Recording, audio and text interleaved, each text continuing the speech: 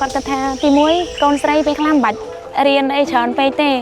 នៅតែផ្ទះទៅដាំបាយដាំទឹកអីទៅគ្រប់គ្រាន់តែលោកគ្រូអ្នកគ្រូដែលជាបុគ្គលិកអង្គការបានបញ្យល់មានជីវៈបដិបដាលមានអីឲ្យបានបញ្ជ្រាបពាក្យហ្នឹងទៅក្រោយមកសហគមន៍ក៏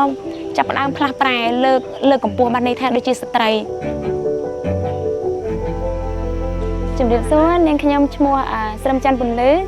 បច្ចុប្បន្ននាងខ្ញុំមានតួនាទីជាសមាជិកក្រុមប្រឹក្សាឃុំហើយអតីតខ្ញុំជាកុមារទំនុកបម្រុង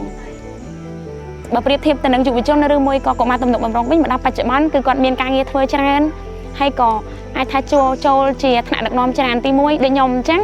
ធនធានដែលយើងទទួលបានចាញ់ពីអង្គការដែលបានផ្ដល់ឲ្យធ្វើឲ្យខ្ញុំមានភាពក្លាហានខ្ញុំក៏វិលត្រឡប់ដោយសារជំនាញដែលយើងមានពាក់ព័ន្ធទៅនឹងការសម្របសម្រួលជាមួយសហគមន៍អញ្ចឹងក្តីសង្ឃឹមរបស់នាងខ្ញុំគឺសង្ឃឹមថាក្មេងៗចំនួនក្រោយដែលជាទំពាំងស្នងឫស្សីនឹងបន្តភាពជាអ្នកដឹកនាំបន្តភាពជាអ្នកក្លាហានបាទ